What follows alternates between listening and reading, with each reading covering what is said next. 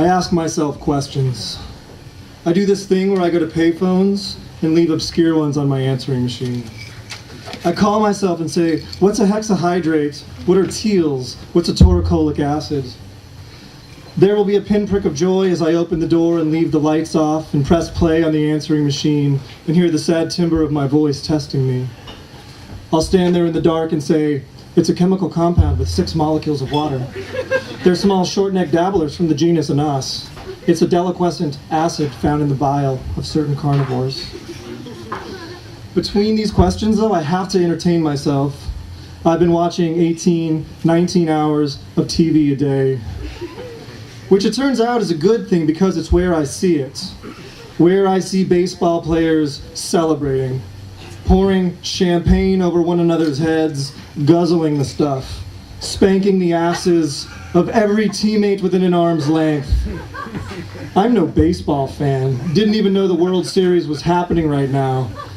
I mean, how am I supposed to worship millionaires with low IQs who adjust their cocks and spit brown piles of tobacco in the grass that look like smashed tarantulas? But right now I'm in awe of their ecstasy, their huge smile, the way they speak in tongues, the whirling way they move through the locker room, hugging and frolicking and howling, "We won! World champs, baby!" There is no other emotion in that room besides joy. The aching problems that exist in these men's lives are temporarily asphyxiated.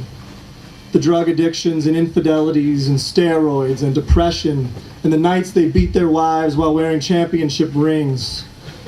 The celebration silences these realities.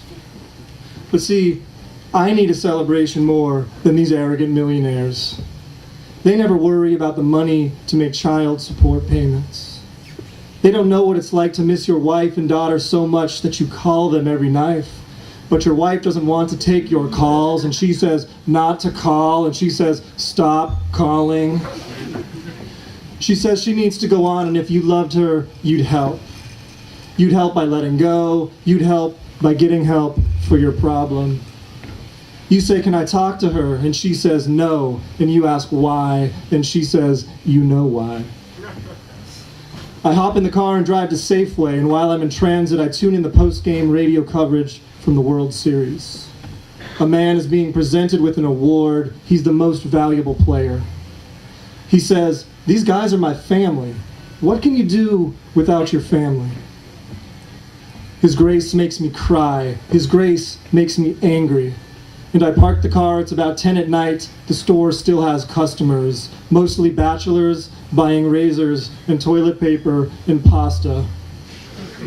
There is not a vegetable in any of their sad baskets. I walk toward the wine aisle and there's an employee stocking Merlot, and I say, excuse me, I'm going to need a case of champagne.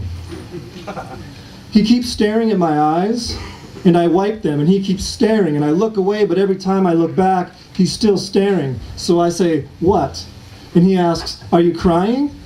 And I say, whales cry, man. Do you have a fucking problem with whales? Soon the employee is back with my champagne, and I thank him, and I walk away, and I drive home, and I carry the case of champagne in my house. And I've stopped crying, and I turn off the lights, but I leave the TV on. The baseball players are done with their soiree, probably showering, shaving, gelling their hair, sporting platinum jewelry and suits made from Italian silk, before they begin new celebrations with their own wives and daughters. The television station replays the highlights from the game, and every time the most valuable player is on the screen, I remember his words, what can you do without your family? Now I'm naked on the couch. Now I shake the first bottle of champagne.